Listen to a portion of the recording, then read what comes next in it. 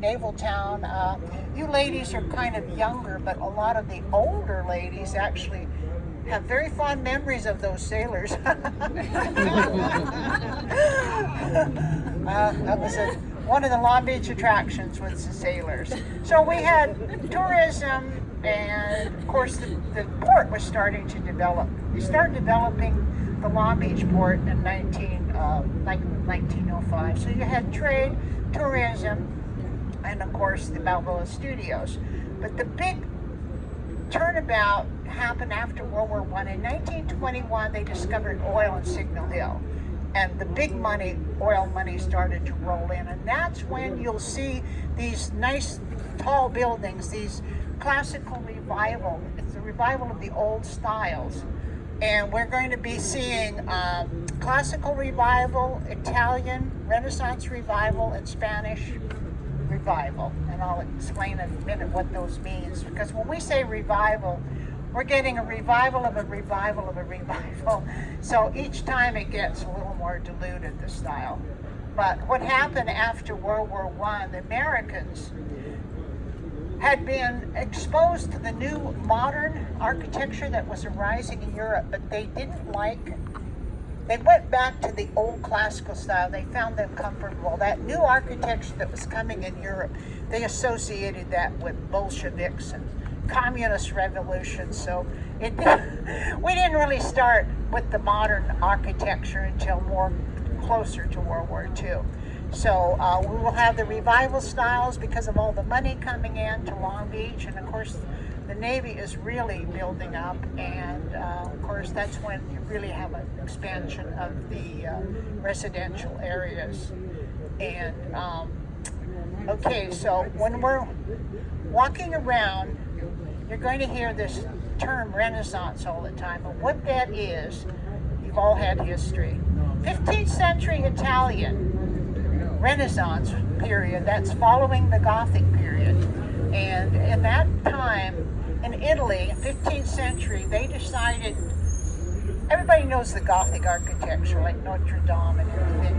Well, they decided to go back to the old Greek and Roman forms. So the buildings became low-pitched or flat-roofed, much more simplified, long lines, and then they brought back the Greek and Roman, the columns and the decoration. So everything starts from the Italian 15th century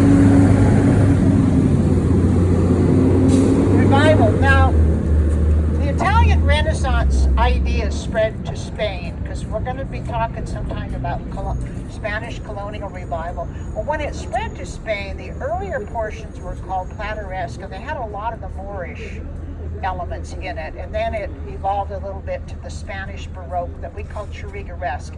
So we're going to show buildings, and when I say this is Spanish revival, it's the Churrigueresque that we're going to see. It also spread up to France, and the architecture that we mentioned there is the Beaux-Arts architecture. Then it went to England, and then finally to America. And what happens in America from about 1700 till our revolution in the 1777, that is called Georgian. So you can see the Italian Renaissance revival spread to all these different parts.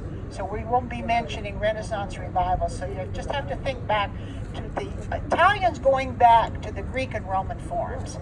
The other thing that happens, of course, is the modernistic architecture that comes around by about World War I in Europe. We had the beginning of Art Deco. Everybody knows Art Deco. Yes. Well, there was actually three forms of the modernistic architecture. Art Deco, which was originally called Zigzag Moderne, Machine Age, it's about the Machine Age, and then of course we go to Streamline Moderne, which is about transportation design. And then there's this very special thing called WPA Moderne. Everybody here knows about the Great Depression in the 30s, correct? And then Franklin Roosevelt started a program called the WPA Works Projects Administration to try to get workers employed. And they built Hoover Dam, they built public buildings, and one thing they also did was actually employ artists. This was a WPA project. So, and then of course, by World War II, we start seeing the beginnings of the international style from Europe.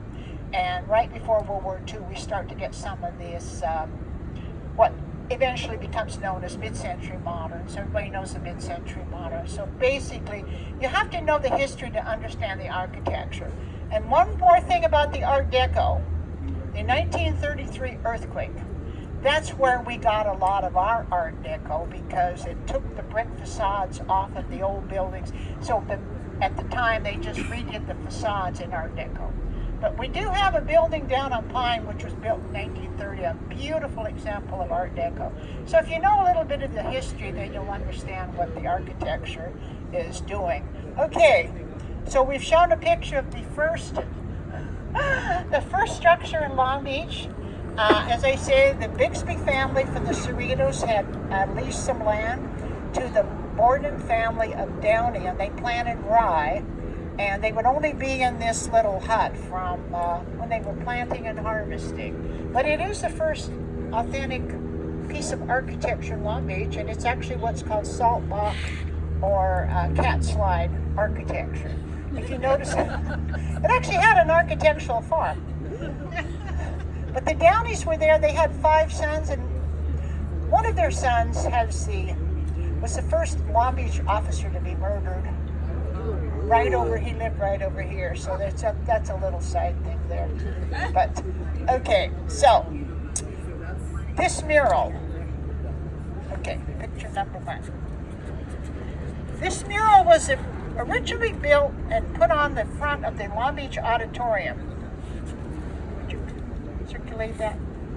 This Long Beach Auditorium was torn down, built in the 30s, torn down in 74.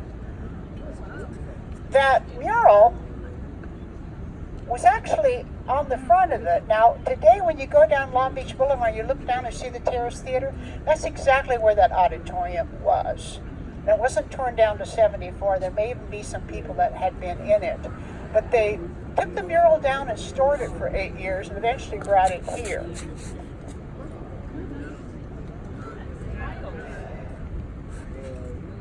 Here's a postcard. You've heard about the Rainbow Lagoon? Yes. Well, we know where Rainbow is. Yeah, except it's all filled in with dirt. So this is where the auditorium actually was. It faced ocean, and there was a pier that ran all the way out. Cars could actually drive on this. Wow.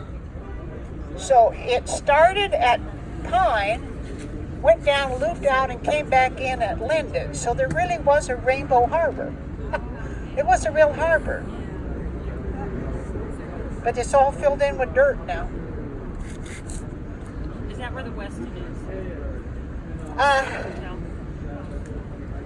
Well, it'd be ocean. It's around there. Yeah. No, it's below. It would have to be below ocean. It's down by for the shoreline. Yeah, that's all infill. But there really was a Rainbow Harbor. Yeah, they still call it Rainbow Harbor, but they wonder why. Well, this is why. There was a real Rainbow Harbor. Okay, so this, it's funny too, because it was way up here. You know, I was imagining when that hill was originally there, we were quite a bit kind of far from it. I guess you can see it all right. Okay, 466,000 pieces, if you're wondering. It's a glazed mosaic tile, and in 1932, when it was built, this was showing you what you, 36, I'm sorry, 36.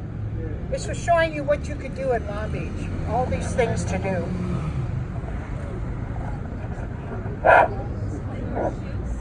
Over here, here's the sailor visiting his wife and baby while he's in port. You've got the big waves when you actually needed lifeguards.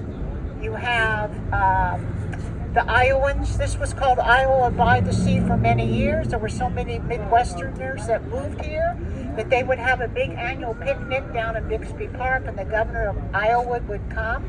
Now they've revived it, and it's now held on the USS Iowa. Oh, Hopefully.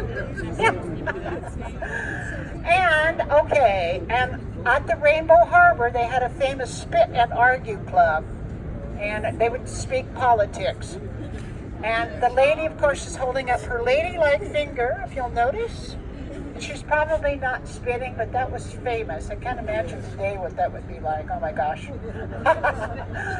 And the artist was very enamored of Betty Davis, so you can see Betty Davis playing croquet.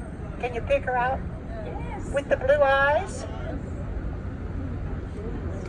And each of the artists, if you get up close, there were 40 artists and their last names are actually on. They run up and down around like that.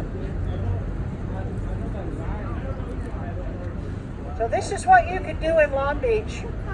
Not anymore because the waves may come up to your ankles, but... Pardon? 36. Thank you. Year. Yeah, it was constructed between 36 and 38. But what's fun, Isley, there was a lady that this newspaper publisher, his was the publisher of the Long Beach Sun. And he was publishing in here, and he just decided to combine Spanish Revival and Art Deco. Now, before we go to the front, up above the roll-up door, over there you'll see those two doors that seem to just open out. Well, that's where you would open up the door and throw the newspapers into the delivery trucks. That's why they just walk off into the air. Now, the Sun newspaper was, at one time, Long Beach had 3 daily newspapers. Some even published morning and evening in the olden days. I still read the Press Telegram. It's mostly for the crossword puzzle. But I like that physical contact with my, you understand. Okay. So eventually the Press Telegram did buy up the Sun. So this has always been a very well-kept building, even if it was empty. It's always been very well maintained. Okay, let's walk over here.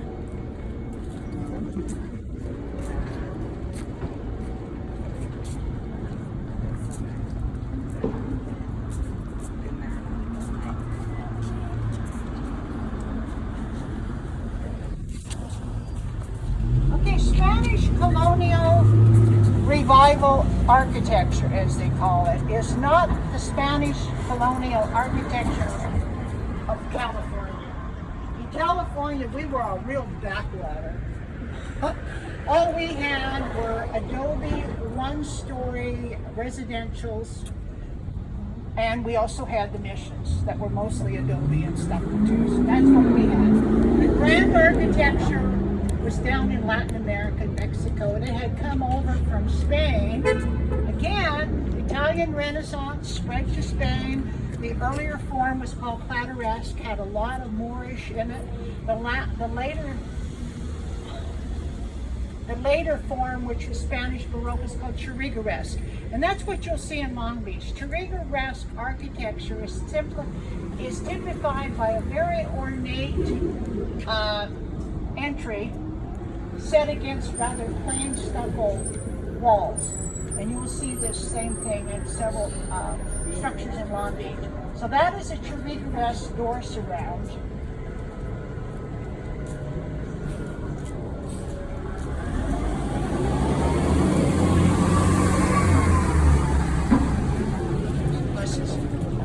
We were just down in San Diego at Balboa Park, and it is Churrigueresque. It's a fantasy park, Churrigueresque. Oh yes, From 1915, they had a big exposition, and that's when the Spanish revival really took off as far as homes and other structures. So the other Spanish element would be the protruding balconies with the heavy brackets that supported. That would be Spanish. The balcony with the wrought iron would be Spanish. The little fake grill, that would be Spanish. Let's get over here.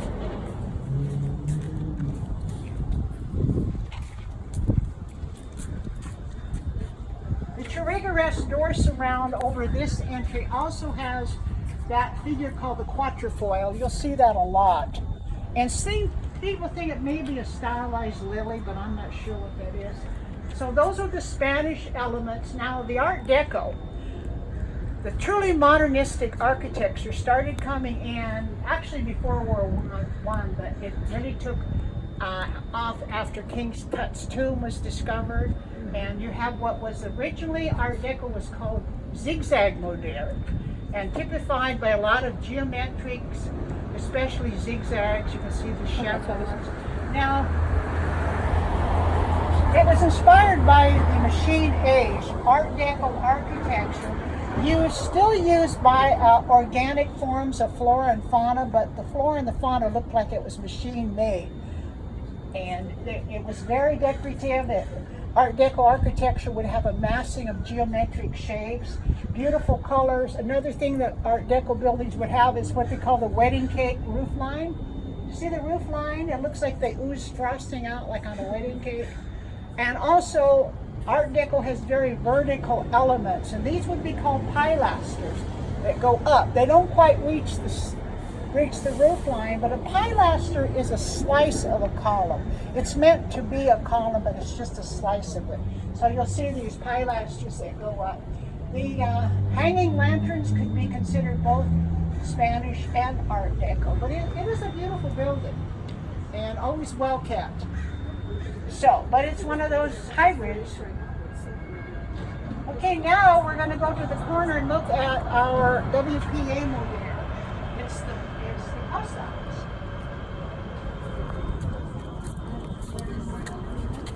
This is 28 to 30.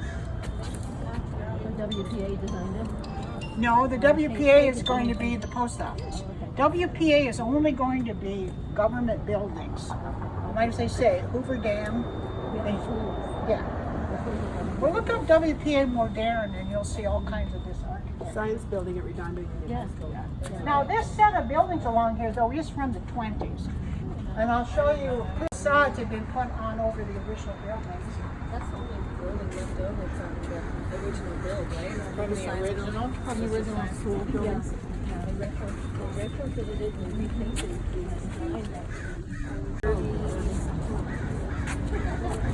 I'm waiting for you. Oh, wow. Are you hiding? It's all a facade. Now, all these buildings downtown before the earthquake would be typically 1 or 2 stories, but they all had red brick, and then on the front of the facade would be this layer of baked brick. So you can see where the original facade is.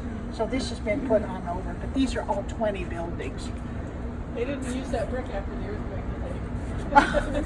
Oh, I don't know what they did with all the brick. Unless they got hit on the head. Some of it survived. Who knows? But yeah. This is the facade building. Yeah, you can always tell these old buildings, they saved the nice brick for the facade and the old red brick would be here. But I happen to know that these actual structures are all from the 20s. In fact, around the corner we're going to see a building that was actually from 1905. Now, from here, before we move around and we can't hear, start looking at the post office. This post office was built in 32 to 34. Stopped briefly during the earthquake, was not damaged. Now, everybody knows what Washington, D.C. looks like, right? Well, what they call the neoclassical Greek revival, that was the way they built everything back in Washington, D.C. And that's because Thomas Jefferson, right after the Revolution, went to France as a minister, and he was very influenced by French architects who were looking at Roman and Greek public buildings. And everybody knows what they look like. If you've seen Gladiator, like I have many times, now you know what Greek Roman architecture looks like. Okay, so that was the choice for all those federal buildings back in the 1800s. It came to an abrupt stop at World War I. They didn't use it anymore, but for some reason, the post office, when they were building in the 20s and 30s, they decided to continue to use that form, but to streamline it. So you can see the Art Deco streamlining that occurs. Look at the pillars on the front, how they're squared off and they're fluted. You never saw a pillar like this in ancient times. That is a modernization. And as you look up, you can see it's actually a neoclassical structure would have full-length columns that go way up. But if you look at them, those actually are considered to be columns. They run all the way up and they top up. They're just pilasters. But you just have to, it's like a form of a column. But you just have to use your imagination to think of those as actual columns like in an old Greek temple. Now, in Long Beach, our last classical building like that was torn down was the Carnegie Library, which used to be over at Pacific and First. The Carnegie Library was a very classical building. And if you look it up in 33, when we had the earthquake, when they renovated and restored it, they actually did zigzag moderne. They did it as a moderne. So look it up online and look at that old Carnegie Library, because I can tell you that's a really good example of what they did to a structure in Long Beach. Unfortunately, they tore it down, like they do now. They're getting ready to tear down the next library, because now we have a new library. Maybe that will be it for a while. So this WPA Moderne, we're going to go to the corner now, and then we'll start looking up at some of the features, and I hope I'll be able to. The blue line is back.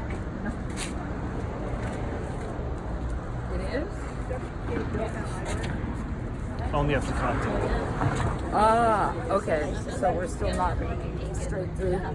There's an 860 bus that I've taken it hits. many times. Yeah, yeah. so I take it every day. Where do you downtown. work downtown? Yeah. Where do you work? 7th Figueroa. And what do you do? I'm an intern at an architecture firm. How fun! Yeah, I like it a lot. Yeah. Oh my God, that is so neat. You take that bus? Every day? Yeah, It's 860. 35 minutes. It's not It's bad. much shorter than driving. And everybody's quiet and friendly. I've taken and, people are yeah. so well behaved.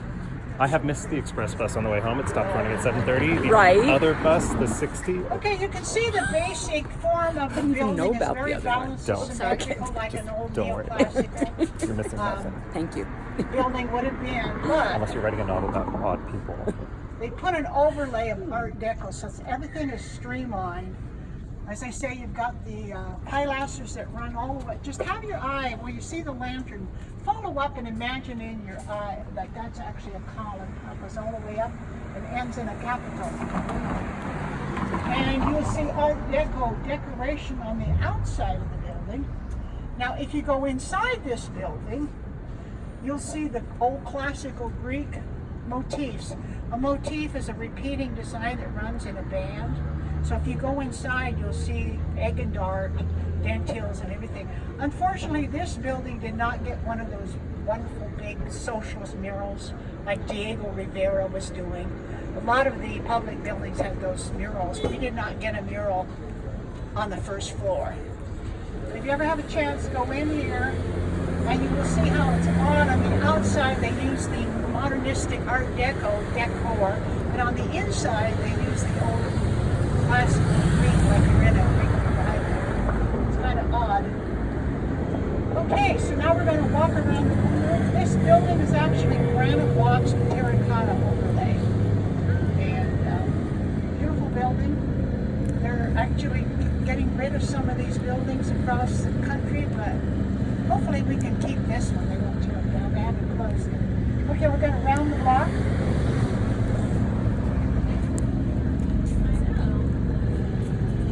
So you're going to take the subway when it's all put together in September? I'm going to try it. Yeah. I think it'll be That's not fine. that far. My Yeah. husband works for LAUSD. You know where they're building it?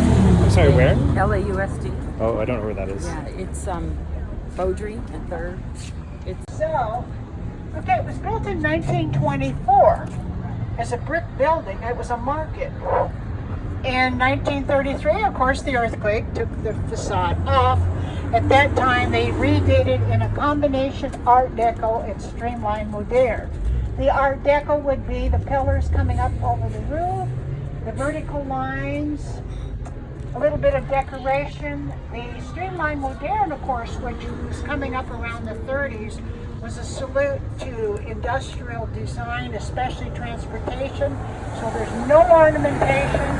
It's all about speed, long lines, and the streamlined moderne will have the grooves the banding, and it has rounded corners and glass block.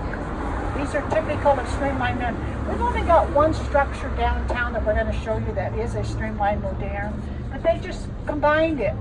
And then it was all sorts of different things until the 60s when a family-owned bookstore purchased it, and they were considered to be the largest second-hand family-owned bookstore in America.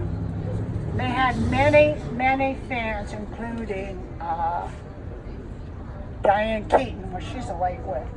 Sometimes I read these people, and the younger people they say, who's that? Who's Diane? Who's that? Our group knows. Was that where it's boarded up? Was that all glass? No, it didn't have glass, but I'm saying streamlined modernness, that's where the glass block comes in, So but where not there. Where the boards are? Oh, that was just an open transom. It's just a little taste of each of those styles is what they did. So, Stan Freberg, Upton Sinclair. Now, everybody should know who Upton Sinclair is. He wrote the Jungle Book. He almost was governor. He was a very, very important socialist in California. Stan Freberg, James Hilton, the author, you know, Shangri-La, James Hilton, Goodbye Mr. Chips. Well, they made a movie out of most of his books, but he was a big fan. He actually came here. Ray Bradbury, the scientist, he was a big fan, and he actually wrote a poem. It was a sort of a stealing of Walt Whitman's. He wrote a poem called I Sing the Bookstore Eclectic, which is I sing the, what was it? He said, I sing the body electric, right. But anyway, it had so many fans, but the redevelopment purchased it. They were going to turn this into a whole new arts-oriented development, and it fell through. Every time they come up with a new development, the market would change, the development would go back out. And then it was part of redevelopment, and then the governor killed the redevelopment, so it fell back in limbo. And now it is owned by the city. Supposedly there is a development. The Acres Book facade will be changed. A whole new set of buildings will be built in place of the old brick. So it's kind of a strange thing. You just have this facade. That's it. So that's the story, but wait for the next chapter. Every time I read about a new development, it just goes away. Who knows? Well, at least they developed the back part. Okay, we're headed this way. Does that answer your question? What East Village is? Well, here it's Ocean to Long Beach Boulevard to 10th, and then of course Alameda's this funny thing. That's East Village, and it has an artsy sort of background aura, but it does go way back after World War I. A businessman named Savory served in Normandy in the war, and he went to Paris. He was a would-be artist. Well, he couldn't make it. He came back to Long Beach, became a very successful businessman. So he sponsored an arts village district, and there was an actual complex. It's a number of buildings over there about, well, it would be up from Ocean, maybe around Elm. There was actually a cluster of buildings, and you could go there and watch artists doing all sorts of glass blowing and everything. So there was an East Village. There was an actual arts district which managed to survive until the 40s. So that is the core of the arts district. So there's still a lot of artists over there. So that is East Village. We do a tour of that on the second Saturday. So for all the buildings going that way, you can see the top of the Campbell building. Let's talk a little bit. And so if you're interested in those buildings over there, take the East Village tour. Well, there's trees and everything. You need to take the East Village. That pink building that you're seeing that stands way up. There's actually 3 buildings there. They're called the Lafayette Complex, but they were built at different times. The pink building is a Churrigueresque Spanish revival. Built one year, the following year they built the Lafayette, the Art Deco building, and then in 1948, around the corner they added an international complex. the new style. That's where they held the Miss Universe contest. So it's a really interesting complex. You can't see it from here. In my tour, we only kind of go up to about the mid-50s. We don't go past that architecture, but you do see the mid-century modern. Look at that very plain building that's beige. I don't even know what it is. It's a giant parking structure, but there appears to be a business over there, but there's no markings. I've never been able to tell anybody what it is. But the one mid-century modern we do have is this 1959, the one with the penthouse. That is the Edison building built by architect named Kenneth Wing.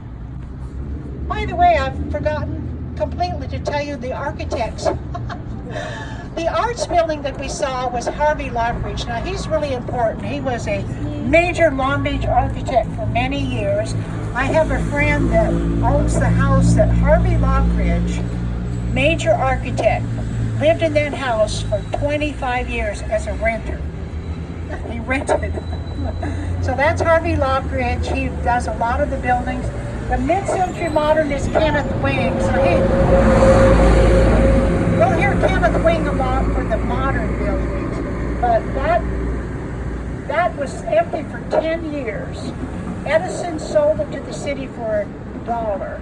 It went into redevelopment, and then it was sold to a private developer who turned it into market rate rentals, but did add the penthouse. So that's a very good example of a mid-century modern. And anytime you see a building that starts to have color and is pretty again, that is going to be postmodern.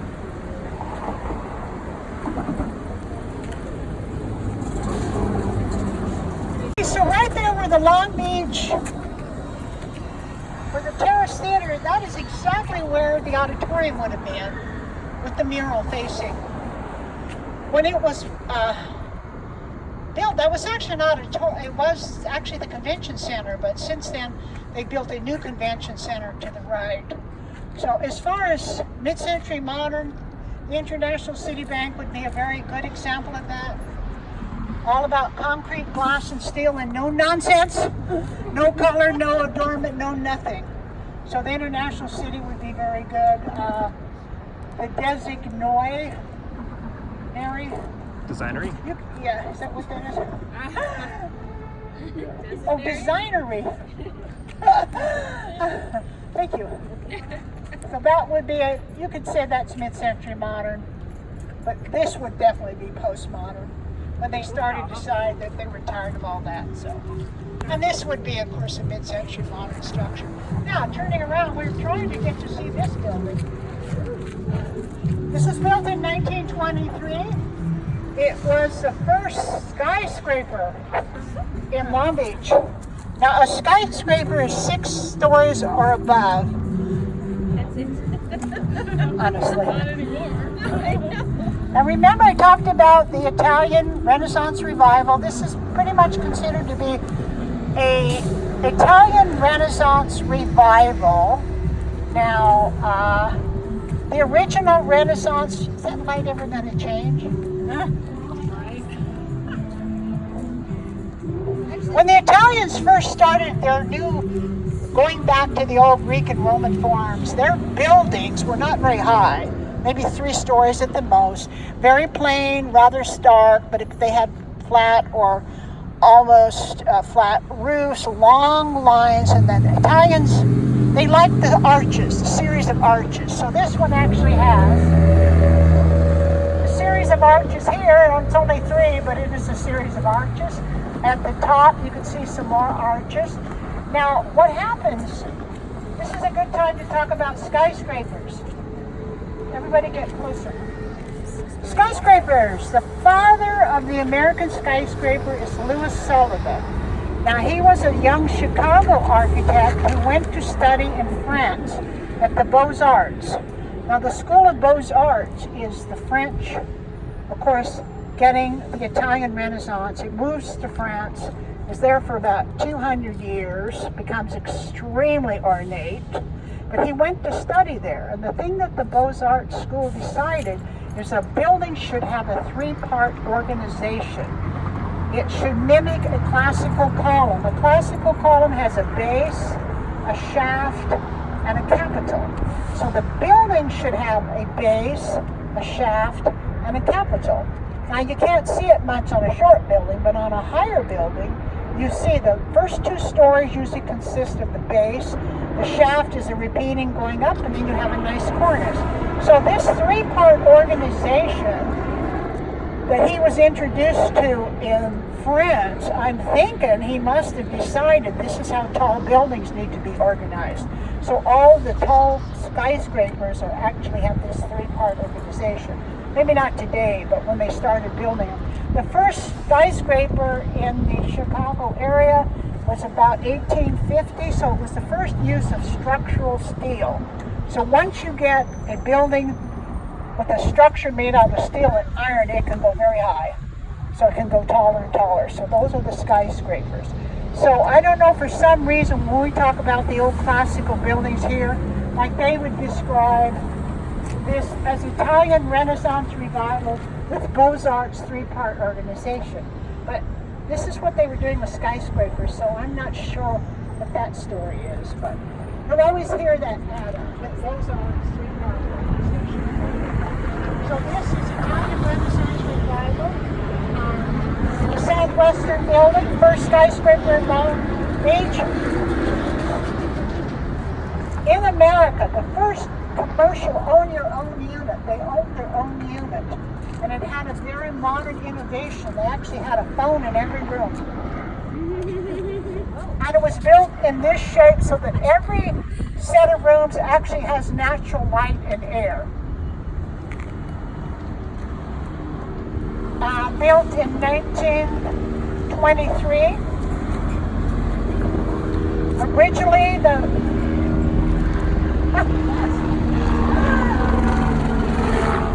well, you can see these photographs of it. Those first 2 stories were beautiful. They had beautiful terracotta. It's probably still there, but this is what they called modernizing. They did this in Long Beach. They came along, took an old historic building and just put a modern facade on the first floor. I mean, boy, this seems stupid, doesn't it? Well, It's not really pretty.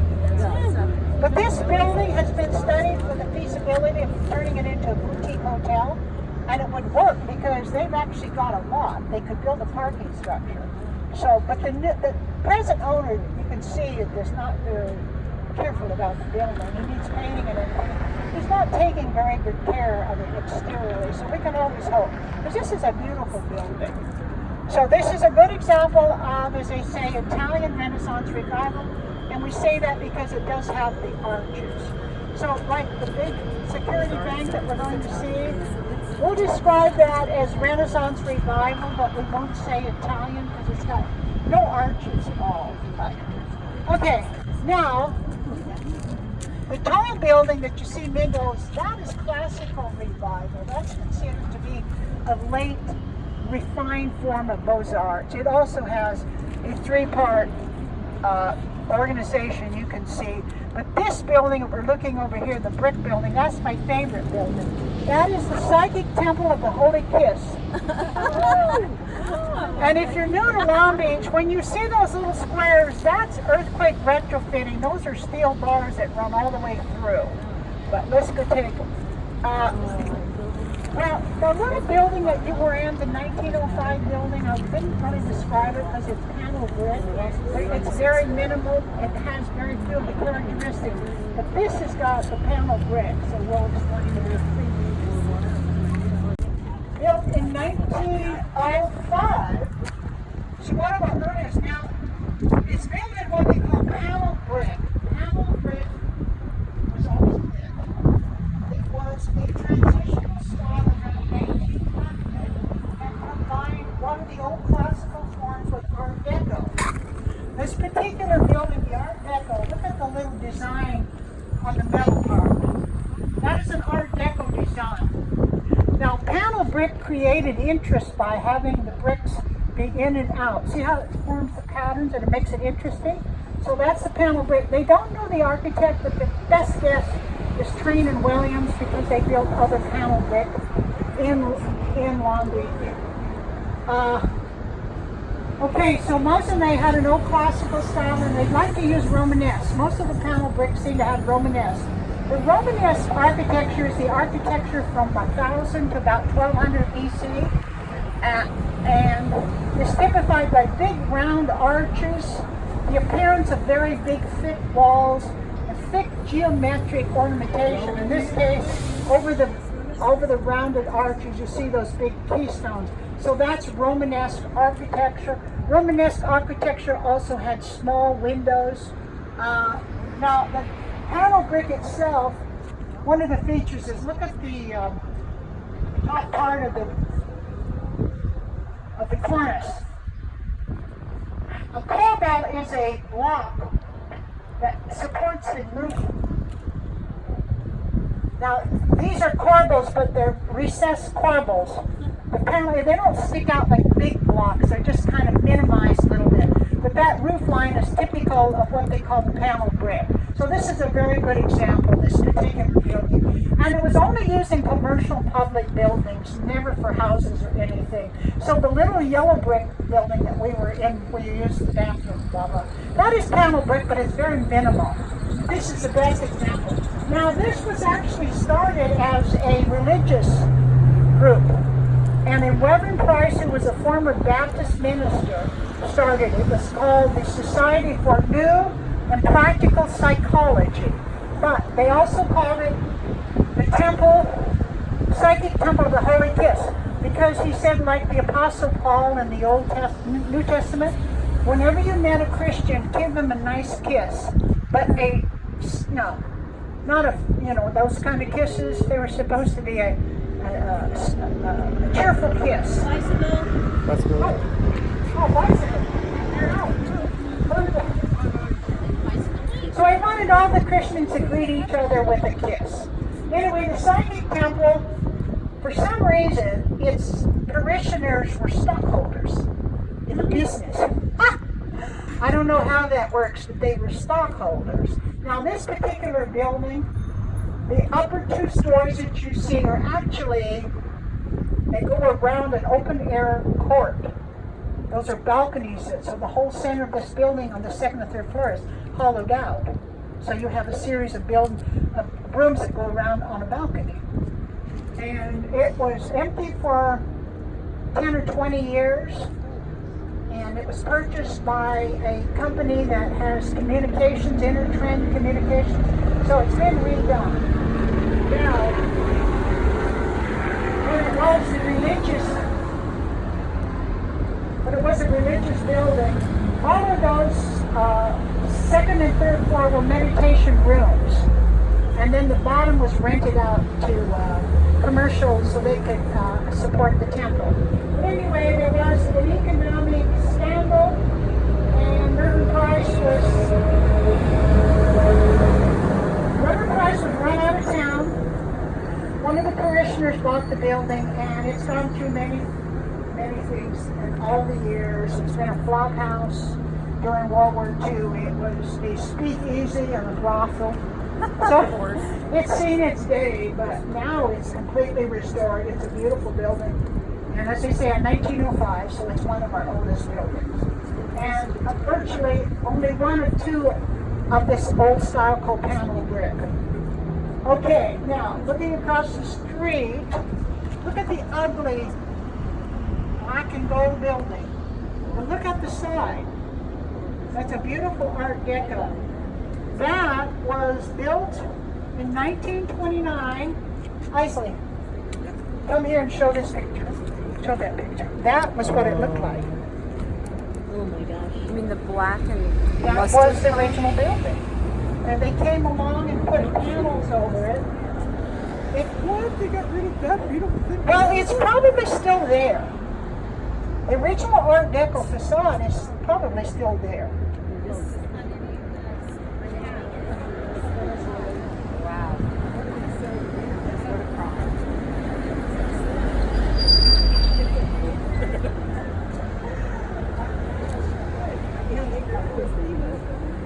Well, it was the Psychic Temple of the Holy Kiss. Yes. 2 years. Then it became known as the American Hotel for years. It had actually black tile. That's a kind of common name that older people would if you said the American Hotel, but they've gone back to its original name. Okay, across the street. So the original Art Deco facade is probably still there. I see, come here a second. But you want to see something really sad? See that gray and white building? This is what it originally looked like.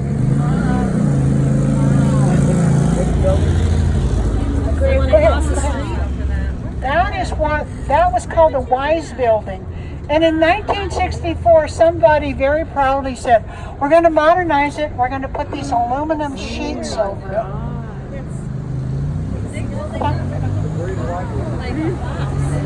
There's ladies over here. So do you think the original is still underneath? In this case, no, because they really, if you look at what they did, the cement core is still there, the cement parts of the building. But can you imagine doing that? It was one of the most beautiful wedding cake Art Decos. But in some parts of Long Beach, over on 10th Street, they got a building and uncovered it and found all the old Art Deco. But I bet you, we think that that building is probably still, it'd be too much work to go in there and take it off. Why would you do it? Okay, the Edison Theater. The Edison Theater.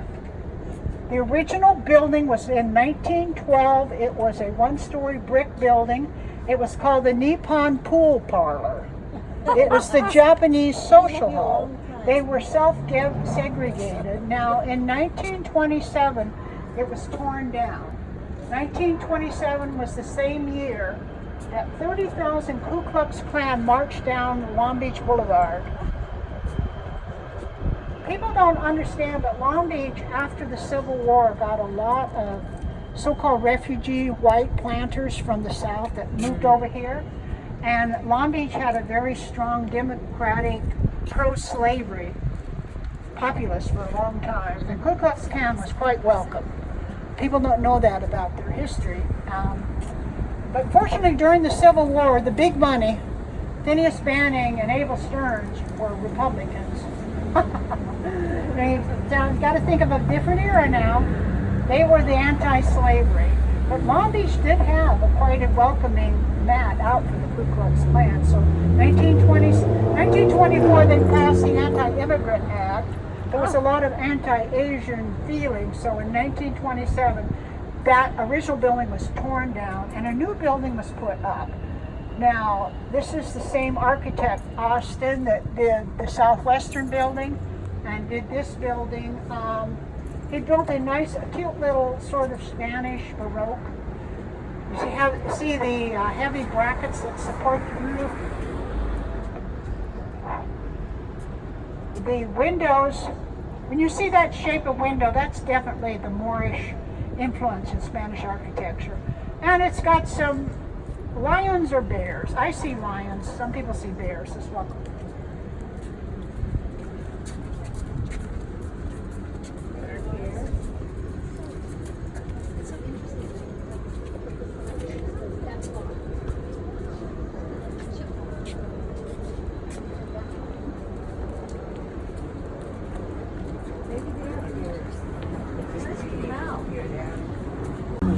I always forget about this mural. This was one of my favorites.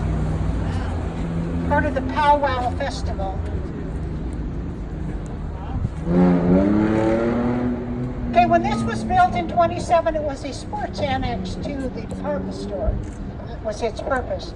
Yeah, when you see that shape of windows, that's definitely the Moorish element of the Spanish architecture. And I think those are lions myself. And when it was originally built, it had a facade of 2 large windows. Now in 1966, they changed the first story and built this series of arches, which is not bad with the architecture at all. And it had another use. Now, finally in 1998, Edison sponsored the conversion of this to a theater.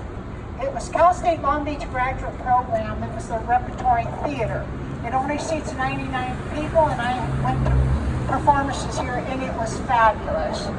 But about 10 years ago, Cal State Long Beach has its own earthquake standards, and it was closed up.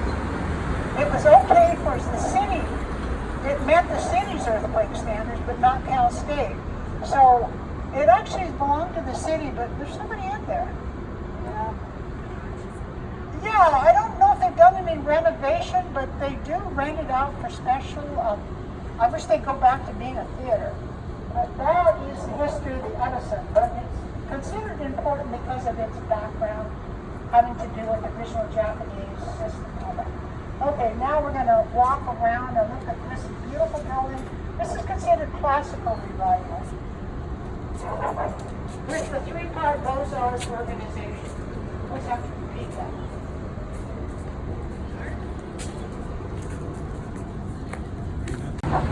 You can still see the original signage, building 24.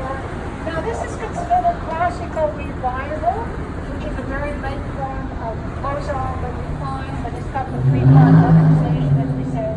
Now it's got beautiful detail. You can see that the flora and the fauna are natural, not like the Art Deco. Art Deco is stylized. It still has real-life griffins and real-life dolphins. So you can see the griffins with the torches, the dolphins with the tripods, the children playing. In 1930, the owner of the building decided to create an Art Deco entrance. So that's why we get that Art Deco insert there. This again only has one fire escape. But look at the beautiful cornice on this one. And imagine the columns. You just have to look above the green part. Take a look at those, it's really a pilaster. You see how it goes all the way up, and that's in the Capitol. So that's supposed to be, it's a column. I mean, it's just suggesting the column.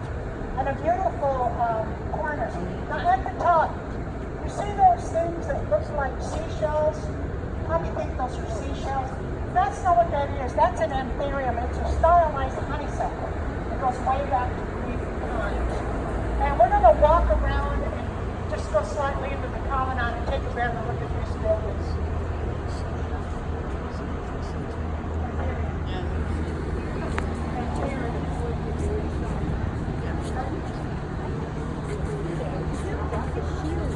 Yes. It was boys and men's shop. They had a gymnasium at the top, small claims court, and some other businesses. That was the original. During World War II, the entire building was a mess hall for the servicemen. They served meals.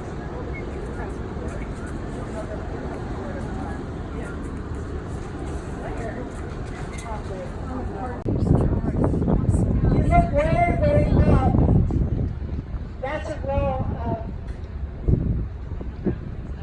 of teeth. That's called dentils. Another common form would be, okay, around the boys shop. That's called bead and reel.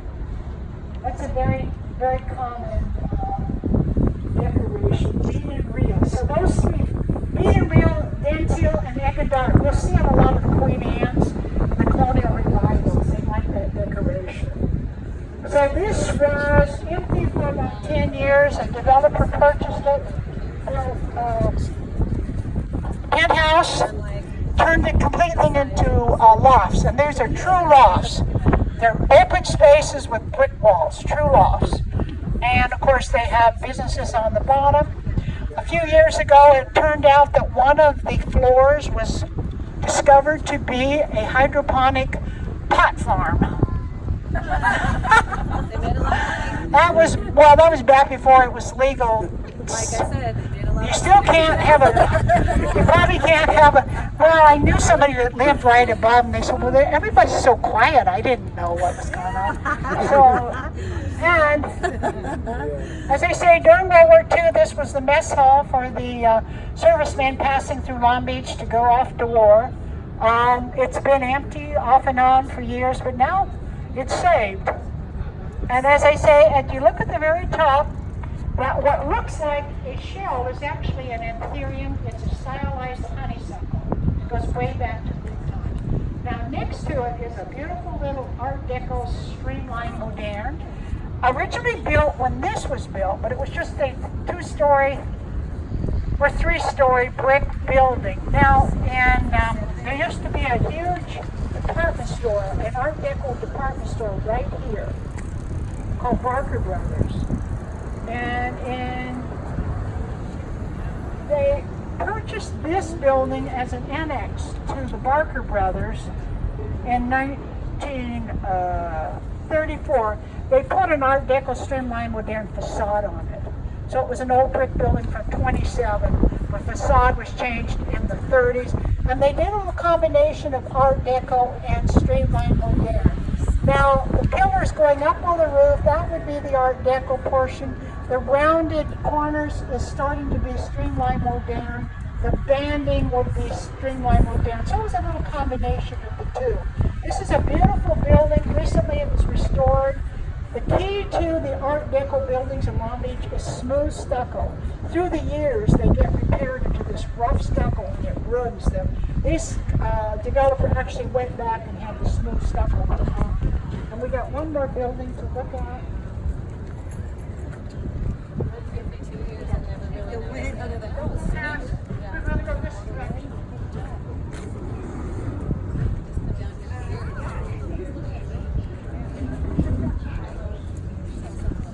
And this was our first example in 1937 of an international style. Now, the modernistic architecture in Europe, as I said, the roots were before World War I. You had the beginnings of the Art Deco, which then it becomes streamlined modern. But along with that was the international style. A group of avant architects, German, Dutch, French, they decided to go back to the idea that form should follow function. You figure out the function of the building and the form can only take what's necessary. So their buildings were strictly about cement, steel, and glass. No nonsense, no frou-frou. And when you have a steel frame, you can have large openings of glass. So the original international style buildings were stucco, as all the other modernistic, a completely flat roof, nothing going on. Very often you had big metal framed windows, and no decoration. Now this particular building, built in 37, was a result of the fact that because of the Nazi Holocaust that was starting to occur in Europe, we started to get scientists like Einstein, musicians, people like that, other scientists, businessmen coming out of Europe. Some of the architects made it here. You see your very beginnings of international style pre-World War I. Of course, after World War I, it really took off into mid-century modern. But this is a very early example. It does have something that's odd about it. The fact that it's got a little banding and a little fluting, that is not typical of international. They think it happened because this building was built next to this Art Deco. And they may have been sort of complimenting or referencing their neighbor because it should have been even plainer. So that's our first 1937 international style building. Now all these other apartments that you see along here are considered to have evolved out of international style. But you can see along the way they started picking up some color and little interest. But this is a very interesting building, as is this one, and is this one. Okay, we're heading south.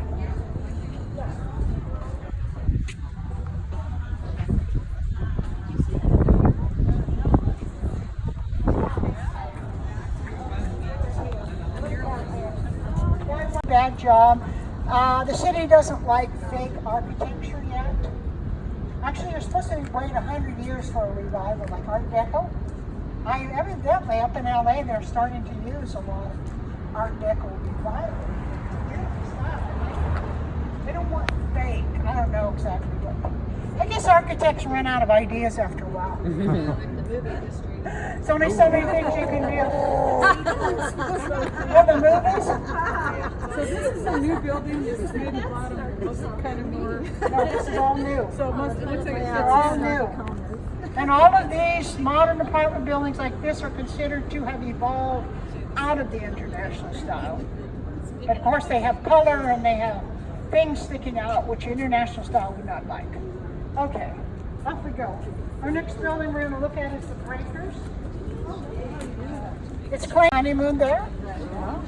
Bike station there, one of its first kind. There's a kind of a bike station there now. We have a park for children to play in. I love the fence. Okay, we're going to cross the street and we're going to look at the Breakers, but we're not going to go down here. It's probably in about 2 years. Massive renovation into a boutique hotel. And one of the investors is a group of 5 or 6 people. One is John Molina Healthcare. He got thrown off the board. He and his brother got thrown off the board. So he decided to take his millions and do something in Long Beach. We're so lucky to get a group of local investors that love the city. One of the guys showed up at our local meeting and talked about it. Now he is a millionaire, but he has a jazz club. He's a jazz musician on the side. There's going to be an actual jazz club in there that's going to have a wall that's movable so you can have a small intimate jazz club and then open it up for bigger events. It's going to have a swimming pool. It's going to have a number of restaurants. The Sky Room will reopen up, but it will be a boutique hotel. And I said, well, what about parking? It was built with no parking. They have a contract with somebody for like 300 spots. It'll all be valet parking. He said, you'll pull up, we'll take your car, give you a glass of champagne, you'll sit down. It's going to be something else. And they're going to put in new elevators, an extra elevator. The Sky Room will be back. The bar that's at the top, the elevator will actually go to the top. That is always the big problem with getting up to the bar or getting down from the bar. And they had a hard hat tour recently. He thinks maybe that should be in 2 years, but it will be fabulous. They also own the Ocean Center building, which is being converted to market-rate rental. So we were double lucky to get those 2 buildings. So let's cross the street where we can see the Breakers. Did anybody go to the Sky Room before they closed it? They've been in the hall. Did you?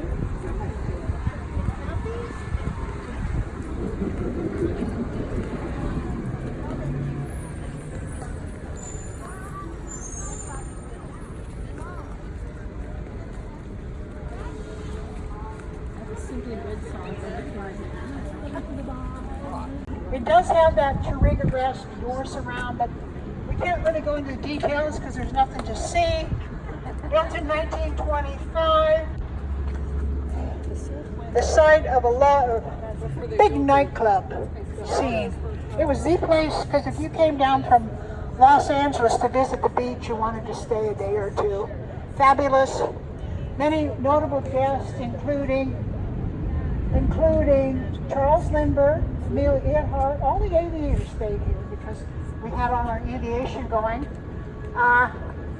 Many of the movie stars spent the weekend there to go to the fabulous beach. Now, it was very badly damaged in the 33 earthquake and was empty for 5 years. But in 1938, Conrad Hilton purchased it. It was the first hotel he owned in California. And he's the one that added the Art Deco Sky Room. Elizabeth Taylor married his son Nicky when she was 18. She had her first honeymoon here. Unfortunately, the marriage only lasted 4 months. She also honeymooned at her father-in-law's Riverside. Everybody been out to Riverside, to the Riverside Inn? She skipped around and did the honeymoons, but like they say, her marriage only lasted 4 months, and of course, it went on to what?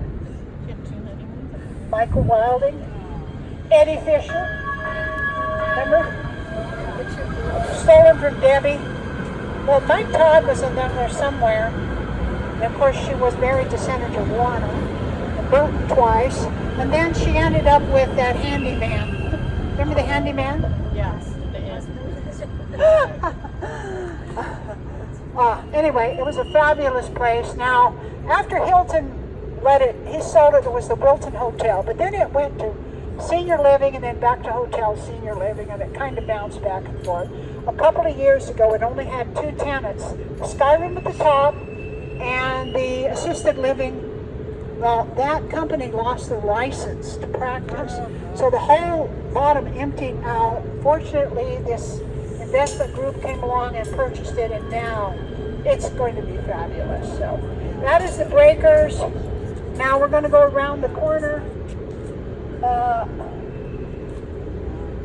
The transit center's right there. They have bathrooms that are very well attended. But as we're going, take a look at the back of the security. That's another Renaissance revival with 3-part organization. Fabulous bag. And we'll take a little quick look at the... was anybody here years ago when you could actually go under the tunnel? The Jurgens tunnel they always talk about. Alright, there was a very large department. Okay, everybody come.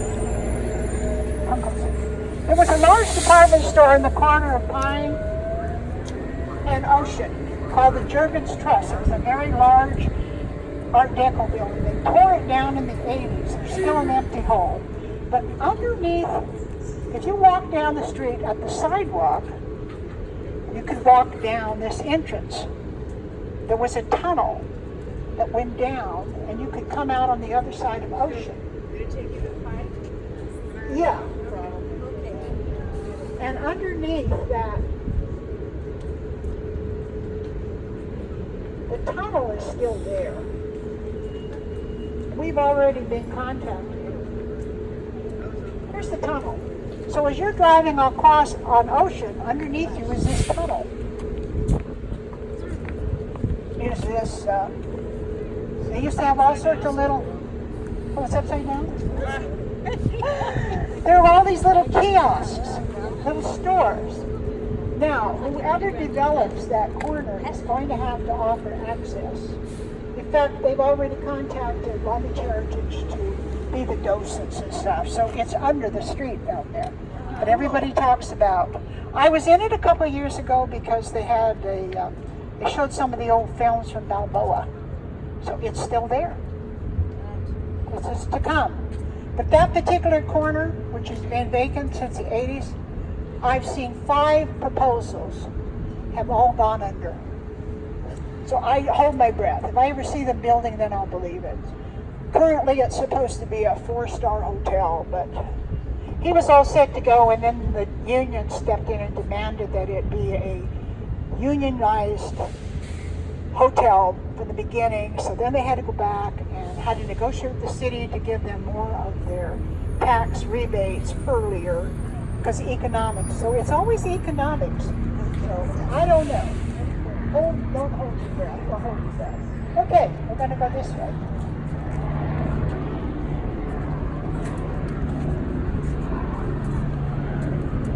There is the UCLA meeting. It was built in 1940. It's only a pure example of streamlined modern. Remember, it's about transportation, so you see that antenna on the goes up. It's got these little rounded things that come up. They call those eyelids. It's got those pretty wedding cake colors like Miami Beach. That auto port was built to provide parking for people that were already starting to drive down to Buckets in 1940. Now see on this bank right here, where it says Law Group? Follow up and you'll see those metal hooks coming out. Yeah. That is the old, where the old red cars went to the lights.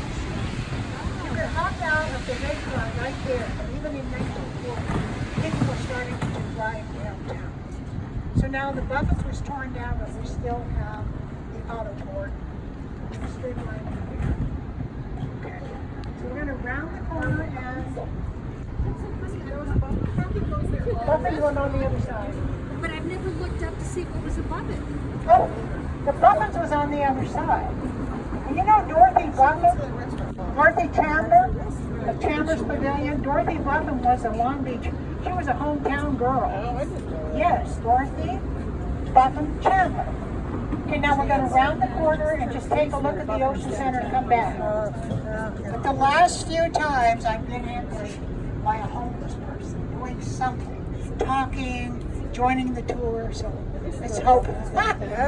Let's hope that there's no. I would never.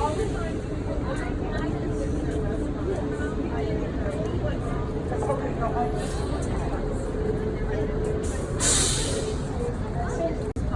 Hey, ladies, I need everybody to come together. I need to sort of talk over the noise. And there's no homeless guy there. Okay. Down there, that is the Ocean Center building. It was the first skyscraper built south of Ocean. Now, it is owned by the same people that own the breakers. It's being renovated.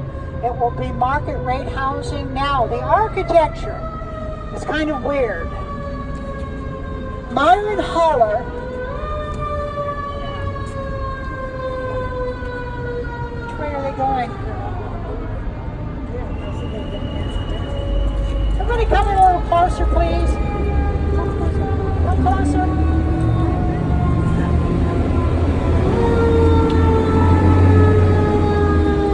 That's a fireman for you.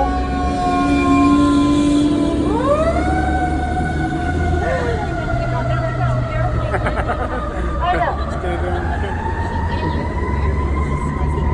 Okay, the architects of this building are Myron Haller. They're the same architects at Grauman's Chinese Theater, the Egyptian Theater, so you can see a little bit of Hollywood fantasy coming into this. Now, it is Mediterranean. It has stucco and red tile. Now, this has been referred to as Mediterranean madness.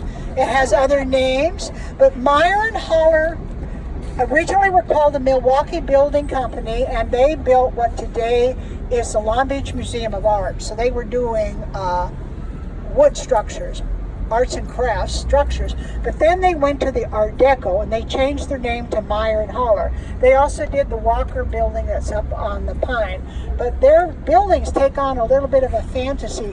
Now take a look at this building. It's considered partly Art Deco because it steps down like a wedding cake. This is something they wanted them to do in New York to try to keep a little more light getting in on the street. So this is stepped down from the back. It looks like a tiered wedding cake. But if you look at the front of it, look at the pediment. That's the triangle that's formed above the door. But look at what they have as castellations. Those are fortifications. You can lean out between those and shoot down at the enemy. Now what this is, it has castellations. Why this is on a building like this, who knows? And then you have the pediments, and originally at the bottom floor, those were giant open windows. I don't know if they're going to put those back or not. It was a commercial building. It's always been commercial. Now it's going to be converted to market rate rentals, maybe condos. Depends upon what happens to the laws. Because they're messing around with rent control and everything. They might decide to make them into condos. So it's got beautiful interiors with all sorts of wood and terrazzo tiling. They're going to do a fabulous job. But this was the entrance to the Pike. If you walk down the stairs, there's a big open arch, and that's where you entered the Pike. And the metal casement windows were considered a modern touch. So they actually had casement windows that would open in and out. So that's your Mediterranean madness. Originally, there was a 60-foot tower at the top, came off during the earthquake, and the developer told me they are definitely going to do something because it looks like something's missing. I said, well, yeah, the tower is missing. There's no mystery as to what's missing. It's a beautiful building. Okay, now we're going to go up.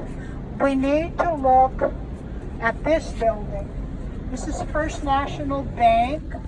Originally built in 1900, and you can see some old pictures.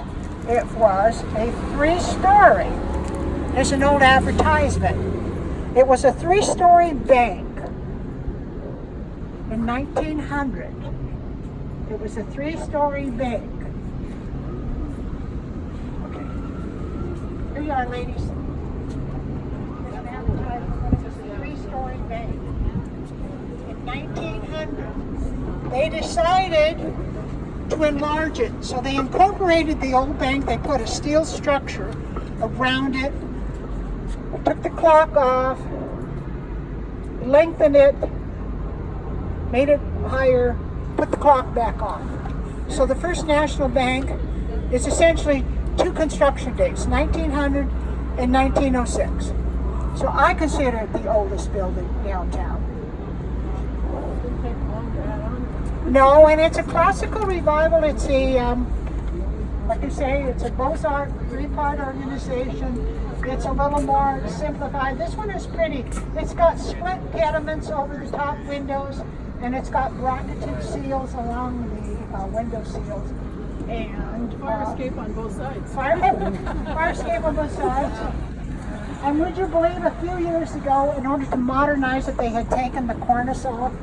They had to recreate that and put that back up there. It's a beautiful, beautiful building today. It's still not residential. I'm not sure what's going on with that building, but it does have the restaurant at the bottom. Okay, let's cross the street. We can take a peek into the First National lobby. You can see the egg and dart. You can see the dentils are all teeth. And above it is another motif, and I believe that is a fan palm. It's another common. We can take a little peek inside.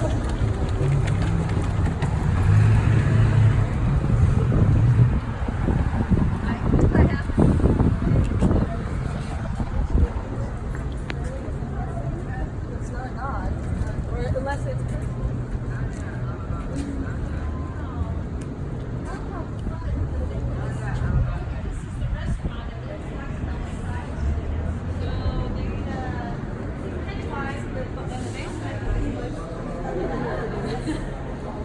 They have this.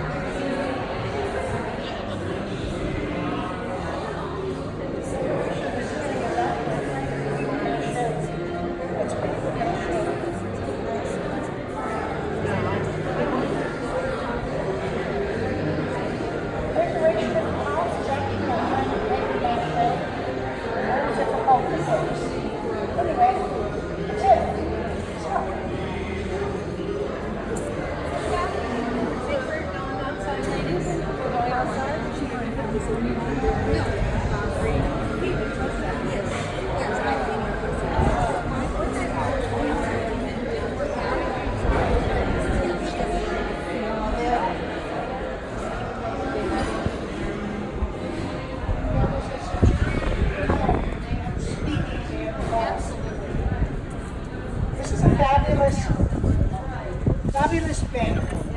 And as they say, it's being turned into a hotel, was the last I heard. So we're going to go up.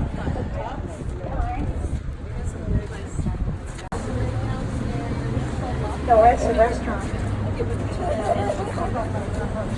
You've never been in. If you go to, this is Class C Beaux-Arts. We don't know what that means. What's Class C? Can you figure that out? They were one of those. Well, it's Class C. We don't actually know what that means.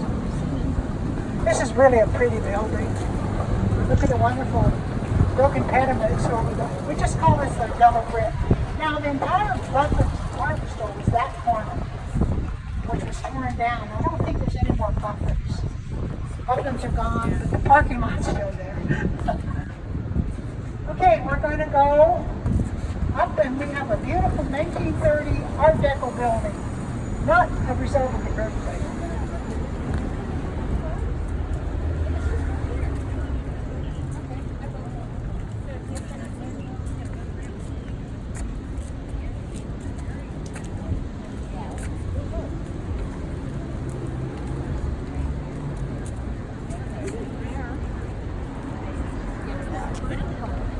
I moved down here in 2000. It was an Indian restaurant. I wish that hadn't gone away. It has a new owner who is now, it's called Shannon's on Pine. The original name, we call it the Bradley Building or the Rowan Building. It's a beautiful Art Deco building. Would you believe that at one time that was all paneled over? Oh, no. Yes, to modernize it. Now, it says all the beautiful colors. It's got the flora and the fauna, stylized. Now, this roof, see how the roof line is very decorative? But the pilasters that go up and over. What this is from is if you went to the exposition in Paris in the early 20s, anybody watch Antique Roadshow, you might know about Lalique that makes all the crystal. Well, Lalique had a crystal fountain as you entered. And what that did was they call it falling water. It's a stylized reference to that crystal fountain. So you'll see this a lot on Art Deco buildings. The color, I guess the actual color is the more tan. The Carvery is a very upscale meat eaters restaurant. Vegans are not prohibited, but not encouraged to be there. This particular developer even restored, see those little panels that are along there? And the 3 sets of windows? He restored those. Those were not there. And recreated the little panels.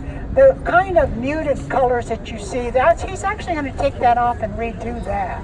He's doing a fabulous job. So let's cross the street.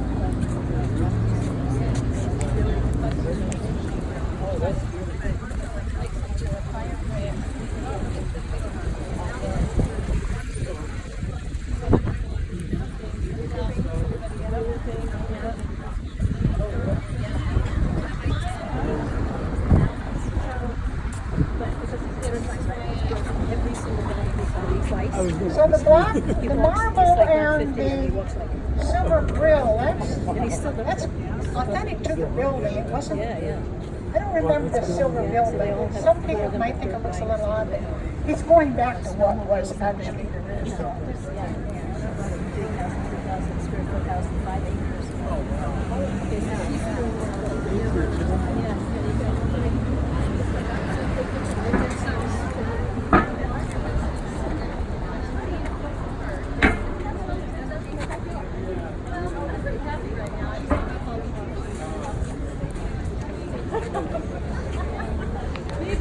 We can use that term because it's definitely got arches. It's in the 3-part Beaux-Arts organization, as we always say. Look at the edge over there. It looks like Legos. They were supposed to have a whole other piece that was matched this. They never did it. And very unusual for the time, they actually had underground parking. They have like 90 underground parking spaces. Wow. And because they never built that other section, they had parking. So for downtown, that's one of the big factors. Like the Lafayette, it was not even built with parking. But this did not have that issue. But this has got beautiful features. There's actually a solarium at the top. That one is in Spanish revival. Minimal decoration, but you'd have to go and look at it. But they used to be filming here all the time. There was some television show that always used that exterior. But that's the California, and I don't know what that monstrosity on the top is. Yeah, I was going to ask. What is that? Well, I guess it's Minecraft. but you think they would have made it to look a little bit more like the building, but Like it fell on it. anyway. That is weird. Okay, we're going to go inside. We're going to actually go to the solarium. So this is really nice. These structures at this time, they had a beautiful waiting room. They had a beautiful solarium. So those were the features. They were common usage.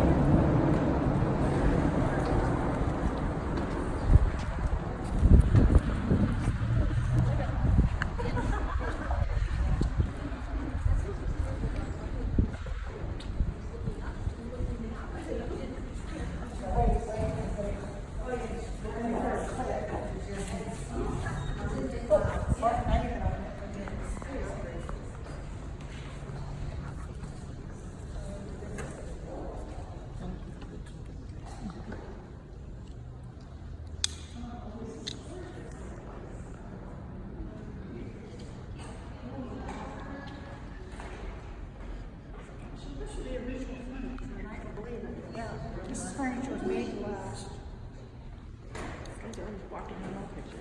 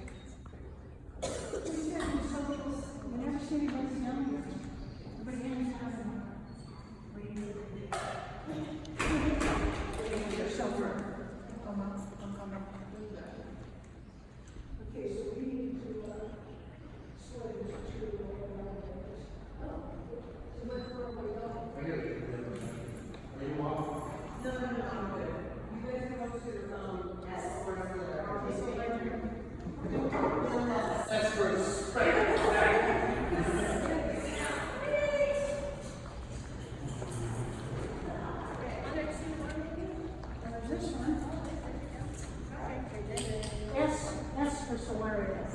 Yes. Where is it?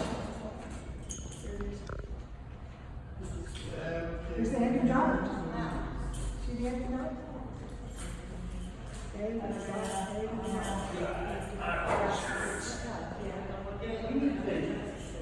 In my 60s, That. Since we started watching Put that up. Richard Spade.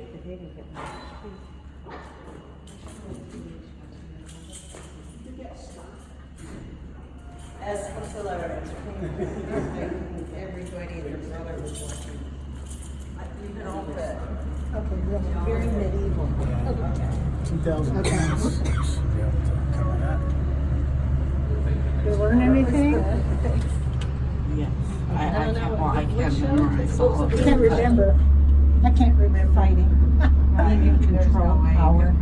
It was all during I- nights, and Game of the Thrones. land, that's it. I'm Game of trying to Thrones. remember. I was like, Yeah, my I brain. couldn't think of it. I'm like, what is it called?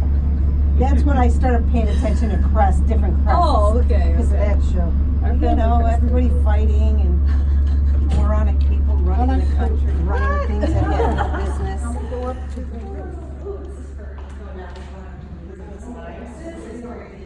That's the real one.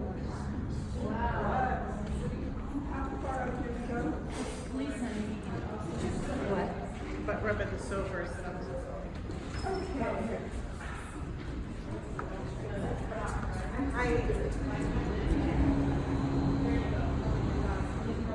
New library is gonna open September 12th.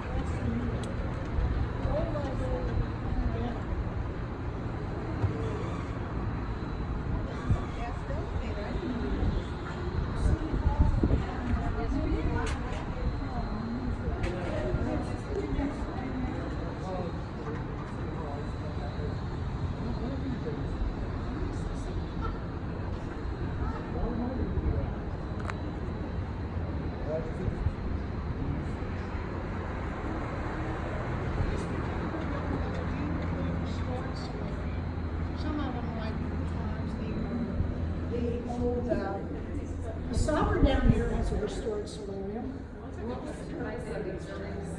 Socialize. Socialize. That's a social. It's when you talk to your neighbors, have tea. I like that idea. Now, the restrooms are here. We're gonna go upstairs.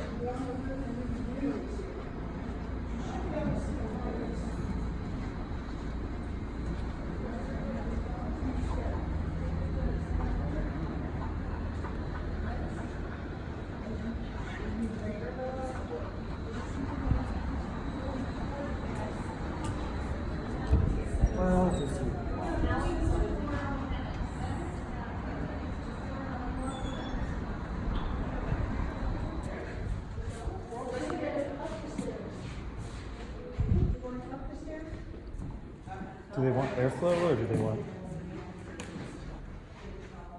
Or just- Really good.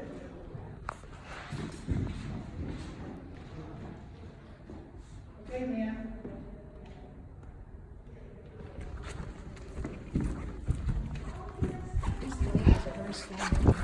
See, that's what happens sometimes.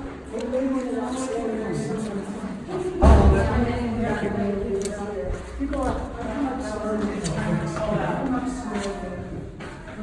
Watch your step out. These are very sweet stairs. Okay.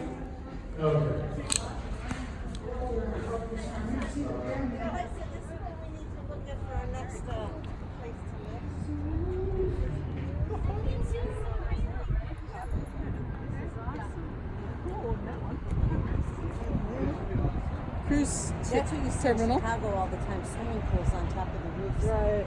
Yeah. Cool. That's got one on the top and one on the bottom. That's totally cool. Oh, that's just that's a deck. See the cruise on the Queen Mary in 1964.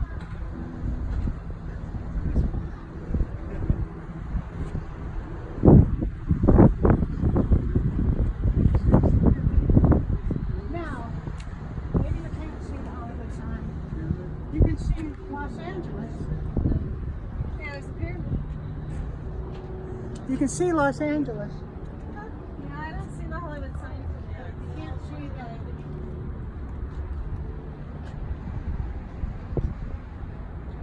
Oh, there's downtown LA. You can usually see the Hollywood sign right over there, but You should see the Sears building today. just off to the left will be a Yeah, the bright white. I hear they're huge gonna. haze today. Yeah. Are you finding Los Angeles? Yeah, like straight up. Cluster buildings, and just two over to the left, you'd actually be able to see the buildings. This is nice and high. This is fantastic. This is a great I saw building. being a fireman, he doesn't like heights. Oh, But when he did the training, they said, look, we train special group to do that. We don't put any firemen. So he knew once you climbed that one ladder, that was it. so in Texas, there are not a lot of buildings over 6 floors anyway. I don't know. What's that cluster of tall buildings? Do you see? Oh, there's my bus stop. Cluster buildings. You see one kind of white building? Yeah. Very well. That's the Sears building. Oh, we got the Sears building? With the green. Is that the big art building? Yeah. Where is that? If you take the 710 to the 101, it'll be just on the south side of the 101 before it curves. I-5 101 curves back into downtown. Got a street? Hawthorne? I'd have to look at. You can usually see the Hollywood sign just to the left. Oh, I see the buildings. It's hazy and you can't see the Yeah. buildings. You can see downtown in the sky, but I bet it right I after only it saw the rains. white building. Well, I bet right after it rains, it's very recently clear. we've been able to see it. You should see Mount Wilson. Oh, yeah, I'm sure you can. It's really gorgeous. It's all Now, So this was all Bixby land. what? This was all Bixby land. Yes. Rancho Cerritos went from the river.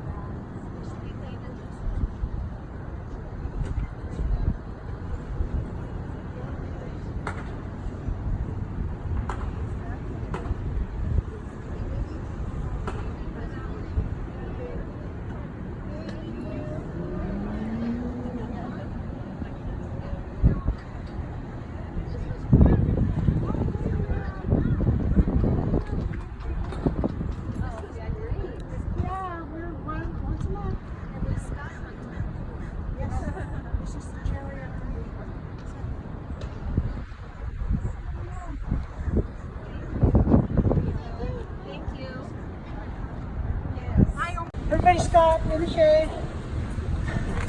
Good for the sun, actually. Concerts at Christmas. Oh, there? I think so. You got to hear Bach on their organ. It's fabulous. All right, ladies, everybody move in. Move in, move in, move in, move in. Okay. This is the Congregational Church, built in 1914. It's basically Romanesque. However, it's got a little Gothic touch, and the Gothic would be the tracery in the windows. Now that rose, it's got 3 rose windows that were made in a German factory in World War I. This was the last set of windows made before the factory was bombed. Now they are repairing the rose window here. Then we'll have to start on that one. They're also repairing some of the terracotta. The Romanesque, of course, is the big round arches. You look up, the square tower is pretty typical of Romanesque buildings. Another set of arches up there. This building, Romanesque would also be a very elaborate entry. Just walking in the door, they won't even know you're going somewhere better than where you came from. And these twisted columns that are mixed with the door, let's go with Solomonic, King Solomon. This is Solomonic columns. This building, 1914, this was one of the last major things that Jotham Bixby.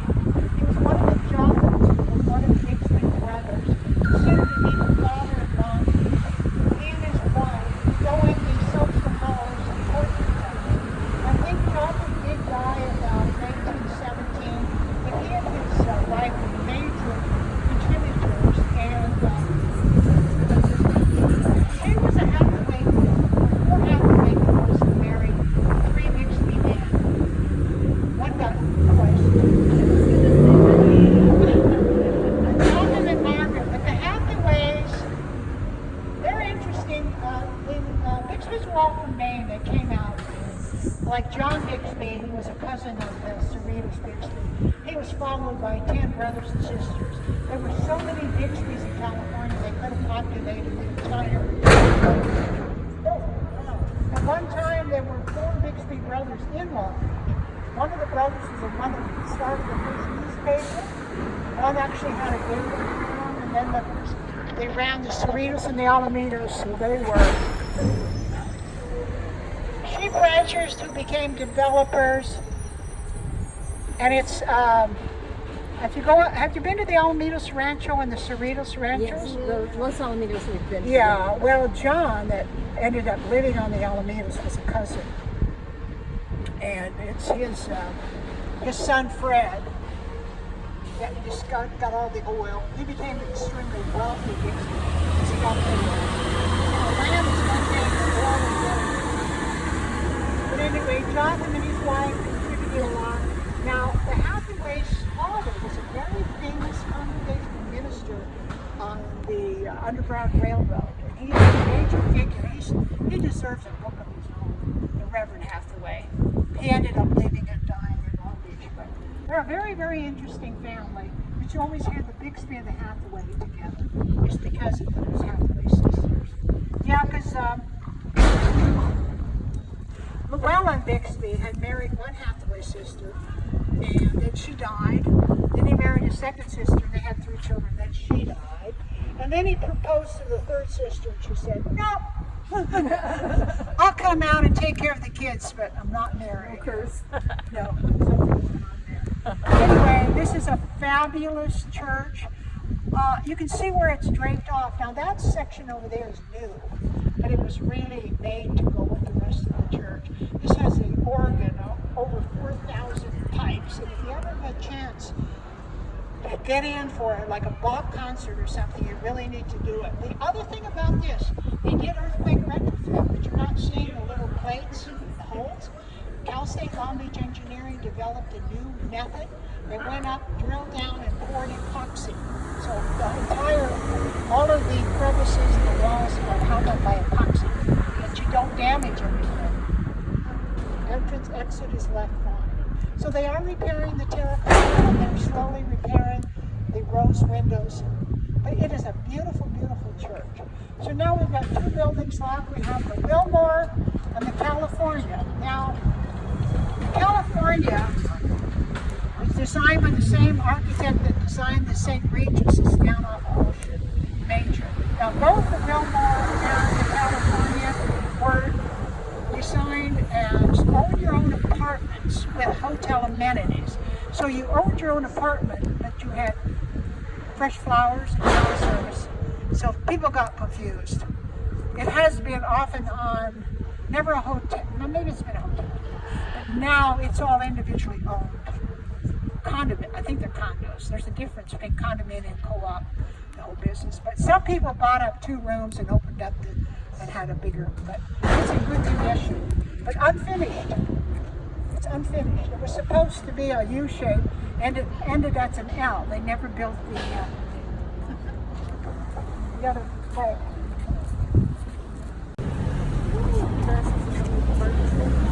Yeah. You can see that on the North Pine tour, which is every 3 months. Wow.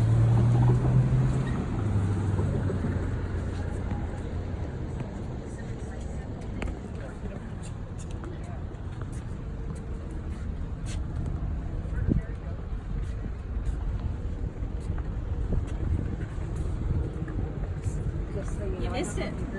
August April 27th. 27th. Oh, yeah, you're right. I was hoping it said August. Read it. So don't worry. They should have another one coming up, right? They do it every month. Oh, do they?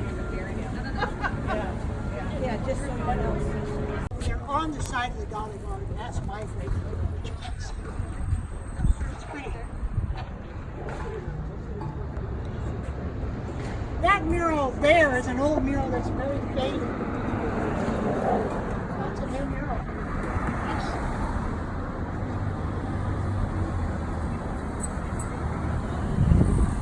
Putting a radio station is going to be here. A radio station. Among other things. But there's a lot of room down there. Oh my God.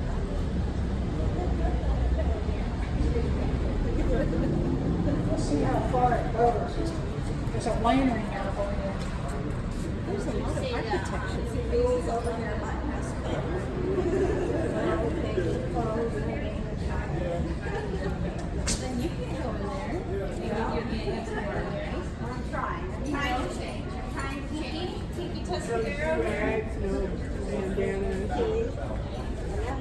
No do-rags.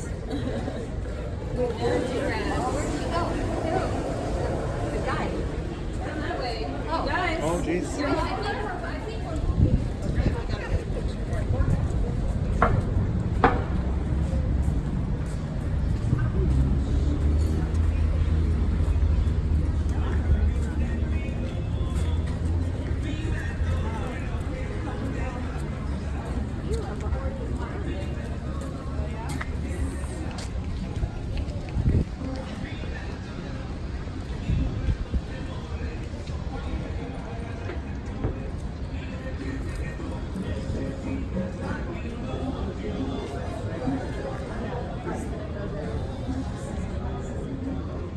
You know how long it is? It's a very long, and the subterranean, and it goes way over. This is a very, actually a very large building.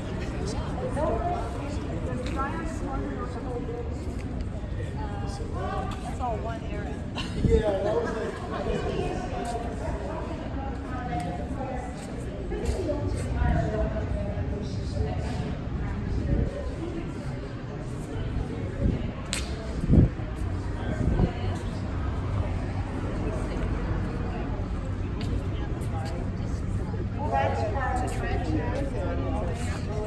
That's a transit.